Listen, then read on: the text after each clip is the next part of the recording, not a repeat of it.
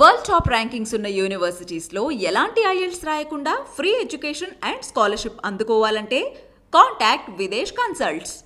నమస్తే, welcome to I dream. నా పేరు ప్రసాద్. ఆంధ్రప్రదేశ్లో ఎన్నికల పోలింగ్ దగ్గర పడే కొద్దీ రాజకీయాలు రంజుగా మారుతున్నాయి. విశాఖపట్నం ఇప్పుడు అసలైన రాజకీయానికి కేర్ ఆఫ్ అడ్రస్గా మారుతోంది. తెలుగుదేశం పార్టీ కంచుకోటగా ఉన్న విశాఖపట్నం నగర ప్రాంత పరిధిలో ఈసారి అన్ని సీట్లు కైవసం చేసుకోవడానికి వైసీపీ ప్రతివ్యూహాలకు పదును పెడుతోంది. పశ్చిమ నియోజకవర్గానికి సంబంధించిన వరకు తెలుగుదేశం పార్టీ కంచుకోటగా ఉన్న ఈ నియోజకవర్గంలో ఈసారి ఖచ్చితంగా గెలవాలనే ఉద్దేశంతో ఒక మంచి అభ్యర్థికి అవకాశం కల్పించింది వైసీపీ అధిష్టానం, ముఖ్యమంత్రి జగన్మోహన్ రెడ్డి. ఆడారి ఆనంద్ కుమార్ నేతృత్వంలో ప్రచారం జోరుగా సాగుతుంది. అయితే ఈసారి వ్యూహం ఎలా ఉండబోతుంది, వైసీపీ వ్యూహం ఎలా గెలుపుదారులు వెతుక్కుంటుంది అన్న అంశాలకు సంబంధించి వైసీపీ సీనియర్ నేత, జీవీఎంసీ కోఆప్షన్ సభ్యులు బెహరా భాస్కర్ రావు ఉన్నారు. అన్న నమస్తే. అన్న ఈసారి అంటే మనం ఈ సినారియో చూస్తున్నప్పుడు, ఎన్నికల సినారియో చూస్తున్నప్పుడు విశాఖపట్నంలో ఉన్న 6 నియోజకవర్గాల్లో కూడా కైవసం చేసుకోవాలన్న ప్లాన్తో ఉన్నట్లుగా కనిపిస్తుంది. అంటే పట్టుదల కూడా కనిపిస్తుంది. కానీ పశ్చిమ నియోజకవర్గానికి సంబంధించిన వరకు మీ ప్లాన్ ఆఫ్ యాక్షన్ ఎలా ఉండబోతుంది? యాక్చువల్గా ఆంధ్రప్రదేశ్లో ముఖ్యమంత్రిగా జగన్మోహన్ రెడ్డి గారు ప్రమాణ స్వీకారం చేసిన దగ్గర నుంచి ఆయన పెడుతున్న సంక్షేమ కార్యక్రమాలు అవ్వచ్చు, లేకపోతే అభివృద్ధి కార్యక్రమాలు అవ్వచ్చు, ప్రతి ఇంటికి చేరువవడం వల్ల మేము ఏ ఇంటికి వెళ్ళినా బాబు జగన్మోహన్ రెడ్డి గారు అధికారంలోకి వచ్చిన తర్వాత మాకు పెన్షన్ ఇంటికి వస్తుంది, మాకు మొన్నే ఇల్లు వచ్చింది, లేదా చెయ్యూత వచ్చింది, ఆసరా వచ్చింది, అమ్మ ఒడి వచ్చింది, విద్యా దీవెన వచ్చింది. ఇలా మేము ఓటు అడగకముందే జగన్మోహన్ రెడ్డి గారు ముఖ్యమంత్రి అయిన తర్వాత కనీసం ప్రతి ఇంటికి మినిమంలో మినిమం 4-5 పథకాలు మేము అందుకున్నాం. మేము జగన్మోహన్ రెడ్డి గారికే ఓటేస్తాం. నేను యాక్చువల్గా డోర్ టు డోర్ ప్రచారం చేస్తున్నప్పుడు నేను అమ్మ వైఎస్ఆర్కి ఓటేయని అడగడానికి కన్నా ముందు అమ్మ ఎలా ఉన్నారు, ఎవరికి ఓటేస్తారో అని అడుగుతున్నాను. ఎవరికి ఓటేస్తారో అని అంటే వారు స్వచ్ఛందంగా ఇగో మాకు ఈ పథకాలు వచ్చినాయి, మేము ఖచ్చితంగా జగన్ బాబుకే వేస్తాము అని వాళ్ళే స్వచ్ఛందంగా అంటూ మేము ఫ్యాన్ గుర్తుకు ఓటేస్తామండి, జగన్మోహన్ రెడ్డి గారు మళ్ళీ ముఖ్యమంత్రి కావాలి, మేము చంద్రబాబు నాయుడు టైంలో మాకు ఏ పథకాలు రాలేదు, ఇప్పుడు ఇన్ని పథకాలు వస్తున్నాయనంటే అది కేవలం జగన్మోహన్ రెడ్డి గారు, ఖచ్చితంగా మేము ఆయనకే ఓటేస్తామని చెప్పడం. ఇంకా ఆటోమేటిక్గా విశాఖపట్నంలోని అన్ని స్థానాలే కాదు, రాష్ట్ర వ్యాప్తంగా ఆయన జగన్మోహన్ రెడ్డి గారు ఏదైతే 175 అవుట్ ఆఫ్ 175 టార్గెట్ పెట్టారో అవన్నీ రీచ్ అయినా కూడా ఆశ్చర్యపడవలసిన పని లేదని నేనైతే నమ్ముతున్నాను. అంటే ఒక్కటే అన్న, అంటే 2019లో జగన్ వేవ్, వైసీపీ వేవ్ ఉన్నప్పుడు కూడా ఇక్కడ తెలుగుదేశం పార్టీ అంటే పశ్చిమ నియోజకవర్గంలో గెలవడం జరిగింది. కానీ 2019కి 2024కి ఏంటి తేడా? అంటే ఖచ్చితంగా జనం మనసులు గెలుచుకున్నారా మీరు, అంటే వైసీపీ కానీ జగన్మోహన్ రెడ్డి గారికి? ఒకటి 2019 ఎన్నికలు అయిన తర్వాత, ఒకటి ఎలక్షన్ పరంగా అయిన తర్వాత, జగన్మోహన్ రెడ్డి ముఖ్యమంత్రి అయిన తర్వాత ప్రతి ఇంటికి విభిన్న పథకాలు రావడం అనేది పశ్చిమ నియోజకవర్గంలో ఒక ప్లస్ అయితే, ఈ ప్రాంతానికి శాసనసభ్యుడిగా 2019లో గణబాబు అనే వ్యక్తిని ఇక్కడ ప్రజలు ఎన్నుకున్నారు. ఎన్నుకున్న ఈ 5 సంవత్సరాల కాలంలో ఏ రోజు గణబాబు అనే వ్యక్తి ప్రజల మధ్యలోకి వచ్చి మీరు ఎలా ఉన్నారు, మీ కష్టం ఏంటి, మీ బాధ ఏంటి అని అడిగిన సందర్భాలు ఎక్కడ ప్రజలు గమనించలేదు. అలాగే కరోనా ఈ 5 సంవత్సరాల కాలంలోనే వచ్చింది. ఈ కరోనా లాంటి కాలంలో కూడా ఆయన తలుపు తీసుకుని బయటకు వచ్చి, అయ్యో ఈ ప్రాంత ప్రజలు నాకు ఎమ్మెల్యేగా అవకాశం ఇచ్చారు కాబట్టి ఈ ప్రాంత ప్రజలు కరోనా లాంటి మహమ్మారి వ్యాధితో ఇబ్బంది పడుతున్నారు, దానికి నేను అండగా ఉన్నాను, ఏ సహాయం కావాలన్నా నేను చేస్తానని భరోసా ఇవ్వాల్సిన నాయకుడు భరోసా ఇవ్వలేదు సరికదా ఆయన తలుపేసుకొని ఇంట్లో కూర్చున్న పరిస్థితిని ప్రజలు గమనించారు.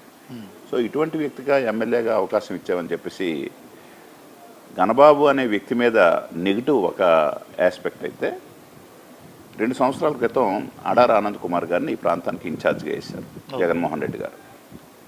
వైఎస్ఆర్ పార్టీ తరఫున ఆయన ఇన్ఛార్జ్గా వచ్చిన దగ్గర నుంచి ఆనంద్ కుమార్ గారు ప్రతి ప్రాంతం తిరుగుతూ ఆ ప్రాంతాల్లో ఉన్న సమస్యలు ఏంటనేది ఐడెంటిఫై చేస్తూ స్థానికంగా ఆయన ద్వారా అయిపోయే సమస్యలు అయితే ఆయన చేస్తూ, ఇంకా పై స్థాయి సమస్యలు అయితే సుబ్బారెడ్డి గారి సహకారం తీసుకొని అసలు ముఖ్యమంత్రి స్థాయిలోనే అవ్వాలి అంటే ముఖ్యమంత్రి గారు దృష్టిలో పెట్టి దీర్ఘకాలంగా అపరిష్కృతంగా ఉన్న సమస్యలను కూడా పరిష్కరించడం ఈ ప్రాంత ప్రజల దగ్గరగా చూశారు. ఇది ప్రభుత్వ పరంగా చేస్తున్న సంక్షేమ కార్యక్రమాలు ప్రతి ఇంటికి ఇవ్వడంతో పాటు అభివృద్ధి కార్యక్రమాల్లో ఆనంద్ కుమార్ గారి ఇన్వాల్వ్మెంట్ని పూర్తిగా గమనిస్తూ ఇటువంటి నాయకుడు మంచి నాయకుడిలా ఉన్నాడే అనేది ఆనంద్ గారి తాలూకా పనితీరు మీద ఒక మార్కు పడితే, అలాగే ఆయన వ్యక్తిత్వం మీద ఇంకో మార్కు పడింది. ఆయన ఏంటంటే ఆయన ఏదైనా ప్రాంతాల్లో తిరుగుతున్నప్పుడు కొన్ని ప్రభుత్వ పరంగా కూడా అవని పనులు ఉంటాయి రకరకాల రూల్స్ వల్ల. ఉదాహరణకి ఎవరో పెన్షన్ పెట్టుకుంటారు, వాళ్ళకి ఏదో అనుకోని రీచ్లోనే ఎప్పుడో కారు ఉంటుంది, ఆ కారు ఉండడం వల్ల పెన్షన్ ఆగిపోతుంది.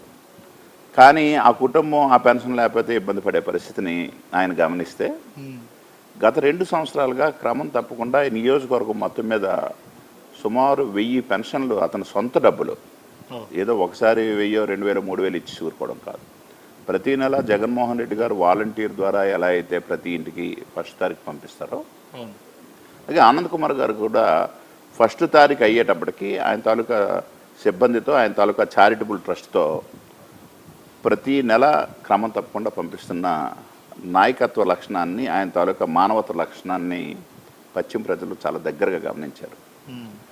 ఓన్లీ పెన్షన్ ఇవ్వడంతో పాటు ఆడవాళ్ళని ప్రోత్సహించాలనే ఉద్దేశంతో వాళ్ళకి రకరకాల ముగ్గులు పోటీలు కార్యక్రమాలు పెట్టడం కానీ, పండగలకి పబ్బాలకి, అలాగే పిల్లల్లోని సృజనాత్మక శక్తి పెరగాలనే ఉద్దేశంతో వాళ్ళకి ఇంగ్లీష్ థెరపీ కోచింగ్ ఇప్పించడంలో కానీ, అలాగే ఎవరైతే అన్ఎంప్లాయ్మెంట్ ఉన్నారో ఆ అన్ఎంప్లాయ్మెంట్ అందరికీ కూడా ఎంప్లాయ్మెంట్ జనరేట్ చేయడం కోసం పెద్ద ఎత్తున ఒక 156 కంపెనీలు తీసుకొచ్చి పెద్ద జాబ్ మేళా కండక్ట్ చేసి ఒక సుమారు 2000 మందికి ఉద్యోగాలు ఇప్పించడంలో కానీ, లేదా అతని తాలూకా హాస్పిటల్లోని ఎవరైనా బాగా నిరుపేదలు ఉన్నారో అని అంటే వాళ్ళకి ఉచితంగా ట్రీట్మెంట్ చేయించడం విషయంలో కానీ, ఇలా ఆయనకి అవకాశం ఉన్న ప్రతి విషయంలో కూడా ప్రజలకు ఏదైతే అవసరం ఉందో ఆ అవసరాన్ని గుర్తిస్తూ మీ ఇంటికి నేనున్నాను అండగా అనే నమ్మకాన్ని ఆనంద్ కుమార్ గారు కల్పించారు.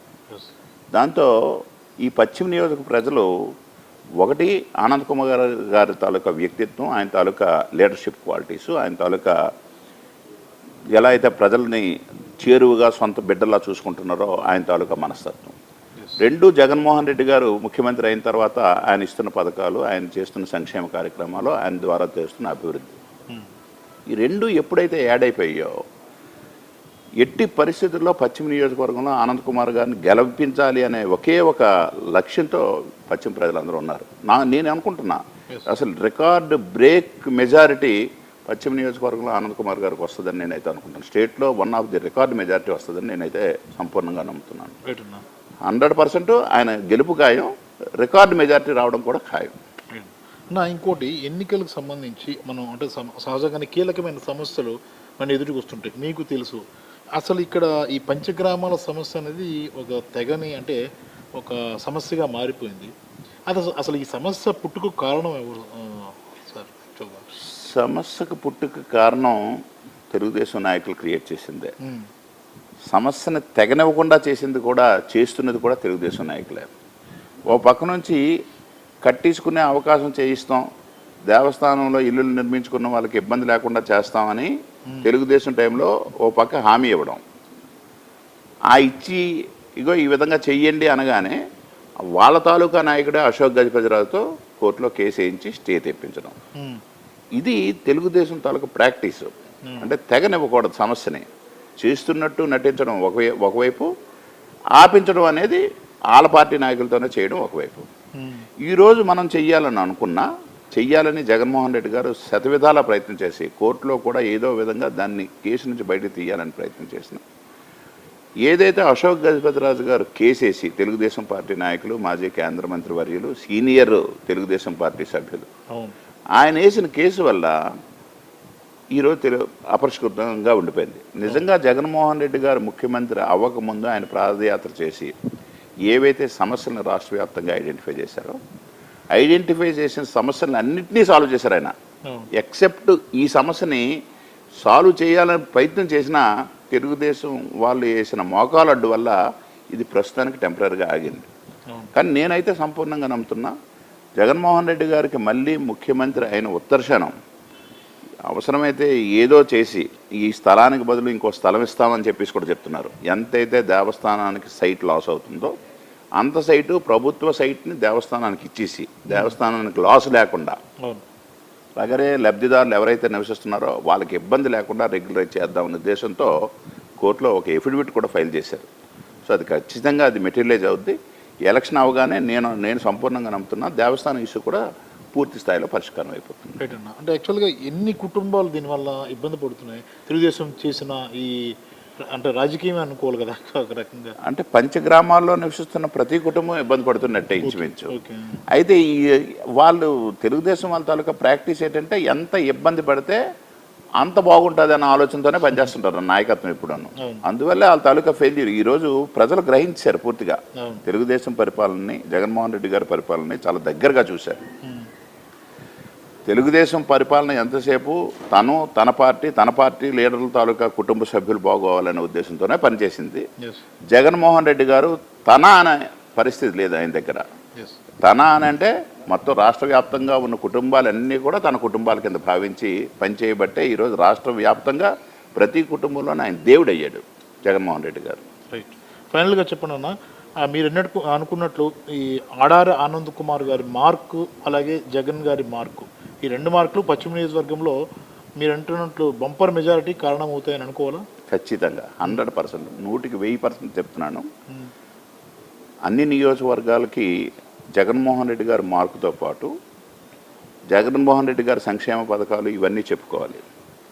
ఇక్కడ పశ్చిమ నియోజకవర్గం వచ్చేటప్పటికి జగన్మోహన్ రెడ్డి గారి మార్కుతో పాటు ఆడారి ఆనంద్ కుమార్ గారి తాలూకా మార్క్ కూడా ఎడిషనల్ అడ్వాంటేజ్ యాడ్ అవుతుంది. ఒక్క జగన్ గారి మార్కుతోనే 100% మెజార్టీ వచ్చేస్తుంది అనేది సంపూర్ణ నమ్మకంతో అన్ని నియోజకవర్గాల ప్రజలు ఉన్నారు. అన్ని నియోజకవర్గాల్లో ఉన్న వైఎస్ఆర్సీపీ అభ్యర్థులు కూడా ఉన్నారు. ఇక్కడికి వచ్చేటప్పటికి ఈ 2 మార్కులు ఎప్పుడైతే యాడ్ అయ్యాయో ఈరోజు ప్రజలు అనుకుంటున్నారు స్వచ్ఛందంగా ఆడారి ఆనంద్ కుమార్ అనే వ్యక్తి మంచి వ్యక్తి, అతన్ని మన ప్రాంతంలో ఇన్ఛార్జిగా రేపు ఎమ్మెల్యేగా పోటీ చేయడం మన అదృష్టం, అటువంటి వ్యక్తిని గెలిపించుకోవాల్సిన బాధ్యత మనదే, అటువంటి వ్యక్తికి గనక ఏదైనా అన్యాయం చేస్తే మనం పురుగులు పడిపోతాం అని ప్రజలు అనుకునే పరిస్థితిలో ఈరోజు ఆనంద్ కుమార్ గారి పనితీరు ఉంది. సో 100% హయ్యెస్ట్ మెజారిటీ రాష్ట్రంలో మెజారిటీ వచ్చే 4-5 నియోజకవర్గాల్లో హయ్యెస్ట్ మెజారిటీ వచ్చే నియోజకవర్గాలు ఫస్ట్ 5లో మాది కూడా ఉంటుందని నేనైతే నమ్ముతున్నాను. థ్యాంక్ యూ అన్న, thank you very much. Thank you. Right, చూసుకుంటాం కదా పశ్చిమ నియోజకవర్గంలో రికార్డు స్థాయి మెజారిటీ సాధించడానికి వైసీపీ ఏదైతే పథకరచన చేస్తుంది దానికి అనుగుణంగా సీనియర్ నేత అంటే ఎందుకంటే ప్రధానంగా 2 వార్డులకు సంబంధించి నాయకత్వం వహిస్తున్న బెహరా భాస్కర్ రావు గారు కీలక పాత్ర పోషిస్తున్నారు. ఆయన చెప్తున్నారు ప్రజల్లో వస్తున్న మార్పు, గత ఎన్నికల్లో జగన్ వేవ్లో కూడా ఇక్కడ తెలుగుదేశం పార్టీ గెలిస్తే ఈసారి జగన్ పాలన చూసిన తర్వాత అలాగే ఇక్కడ అభ్యర్థి తత్వం తెలిసిన తర్వాత ఖచ్చితంగా ఇక్కడ ఆడారి ఆనంద్ కుమార్ని గెలిపించాలనే ఉద్దేశంతో ప్రజలు ఉన్నారు. అలాగే ప్రజల మనోభావాలు కూడా ఆ రకంగానే ఉన్నాయి. అలాగే కీలక సమస్యల పరిష్కారంలో ఏదైతే పంచగ్రామాల సమస్య పుట్టించిందే తెలుగుదేశం కాబట్టి దాన్ని పరిష్కరించడానికి ముఖ్యమంత్రిగా జగన్మోహన్ రెడ్డి గెలిచిన వెంటనే ప్రభుత్వం వచ్చిన వెంటనే దాన్ని పూర్తి స్థాయిలో పరిష్కరిస్తామన్న హామీని కూడా భాస్కర్ రావు ఇస్తున్న పరిస్థితి కనిపిస్తుంది. కెమెరామెన్ మూర్తితో ప్రసాద్, ఐడ్రీ మీడియా, విశాఖపట్నం.